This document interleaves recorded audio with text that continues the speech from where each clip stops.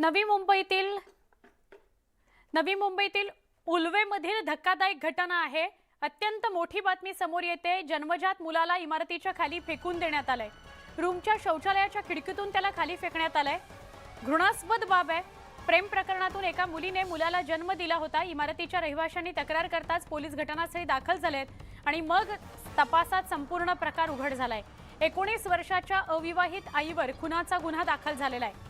प्रेम प्रकरणातून मुलाला जन्म देण्यात आलेला होता आणि ते मूल खिडकीतून फेकून देण्यात आलंय। नवी मुंबईतली ही उल्वेमधली धक्कादायक घटना आहे। मुलाला इमारतीच्या खाली फेकून दिलं गेलंय। प्रेम प्रकरणातून तिनं मुलाला जन्म दिला। रूमच्या शौचालयाच्या खिडकीतून त्या नवजात अर्भकाला खाली फेकून देण्यात आलंय। आमचे प्रतिनिधी प्रमोद पाटील यांना अधिक विचारूया। प्रमोद, अत्यंत घृणास्पद धक्कादायक घटना आहे, काय सांगाल अधिक? नक्कीच आपण बघत असाल, अत्यंत घृणास्पद अशी घटना म्हणावी लागेल। उल्वे या ठिकाणी सेक्टर 21 मध्ये हे जे एक इमारतीचं अपार्टमेंट आहे, ज्या ठिकाणी मध्ये एक जी महिला आहे 19 वर्षीय, ती दुसऱ्या ठिकाणावरून या ठिकाणामध्ये राहायला आलेली आहे, मामाच्याकडे राहायला आलेली आहे आणि मामाच्या मुलाबरोबर तिचं अफेअर होतं। 8 महिन्यापासून ती गर्भवती होती।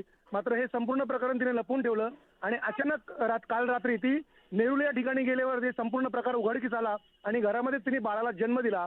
मात्र तो बाळ जन्माला आल्याच्या नंतर लगेचच तिने काही तासांनीच त्या बाळाला शौचालयाच्या खिडकीतून बाहेर फेकून दिला आणि त्याच्यानंतर मग नागरिक ज्या ठिकाणी राहत होते, रहिवासी ज्या ठिकाणी राहतात, त्यांना आवाज आला काहीतरी पडल्यासारखं आणि म्हणून ते त्या ठिकाणी पाहायला गेले तर त्या ठिकाणी एक नवजात अर्भक हे तिकडे आढळलं आणि तात्काळ त्यांनी पोलिसांना तक्रार केली की अशा प्रकारचा प्रकार घडलाय।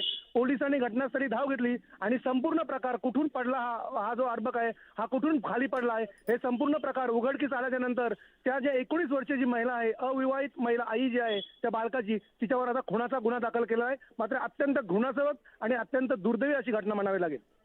नक्कीच प्रमोद, धन्यवाद माहिती दिल्याबद्दल।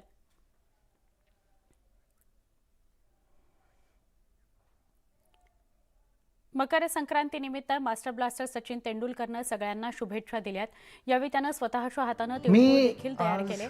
सचिन तेंडुलकरने आपल्या ट्विटवरून तिळगुळ बनवल्याचा व्हिडिओ शेअर केलेला आहे। घरात सगळ्यांना कोणालाच माहिती नाहीये। पहिल्यांदा तीळ भाजणार आहे, डाळ, खोबरं आणि दाणे, ते लो गॅसवरती। हा गूळ आहे पण तो लो गॅसवरती ठेवायचा आहे। गुळात